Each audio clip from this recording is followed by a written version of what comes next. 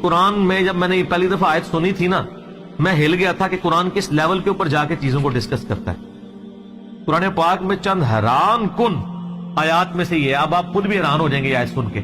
سورہ الزخرف، زخرف کہتے ہیں سونے کو، گولڈ کو، اس کی آیت نمبر ہے 33 آنورڈ۔ اعوذ باللہ من الشیطان وَلَوْلَا أَن يَكُونَ النَّاسُ أُمَّةً وَاحِدَةً، اگر اس چیز کا خدشہ نہ ہوتا کہ سارے کافر ہو جائیں گے۔ دنیا میں اتنی اٹریکشن ہے کہ اللہ تعالیٰ کہہ رہا ہے مجھے خدشہ تھا کہ دنیا میں اتنی اٹریکشن ہے کہ سارے ہی میرے منکر بن جائیں گے اگر میں دنیا والا معاملہ جو ہے وہ اس طرح ایکسپوز کر دیتا۔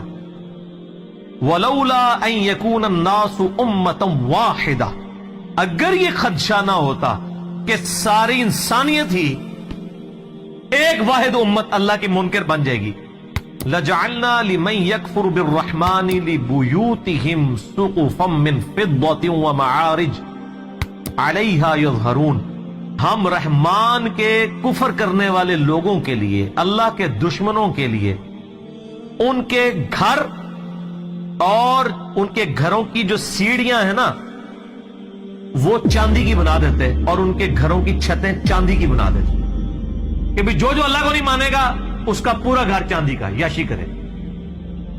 تو سارے نے کہنا یہی کریے۔ اللہ میں ہمیں یہ خدشہ تھا کہ ساری کافر ہو جاؤ گے، کسی نے چپ دا روزہ نہیں رکھنا۔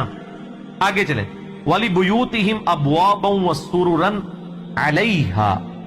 عَلَيْهَا يَتَّكِئُونَ، اور ان کے جو گھر ہیں، گھروں کے دروازے اور وہ جو ان کے تخت جن پہ وہ تکیے لگاتے ہیں، سب کے سب یعنی چاندی کے، وہ زخرفہ اور سونے کے بنا دیتے، سونے چاندی کے مکان ہو جاتے لوگوں کے۔ جو کافر ہونے کا اعلان کرتا ہے نا، ساتھ ہی اس کا مکان سونے کا بن جاتا۔ ویسے آپ امیجن کر لیں، آج جو لوگ یہاں پہ اپنا مذہب بدل کے دوسرے ملکوں میں جا کے پولیٹیکل اسائلم لے لیتے ہیں، ان سے یہ بعید تھا۔ اللہ تعالیٰ ہمارے، اگر ہمیں یہ خدشہ نہ ہوتا کہ ساری کافر بن جاؤ گے تو ہم کہتے ہیں کہ جو کافر ہے اس کے گھر سونا چاندی کا، اس کی چھتیں، گھر سب کچھ یاشی کرو۔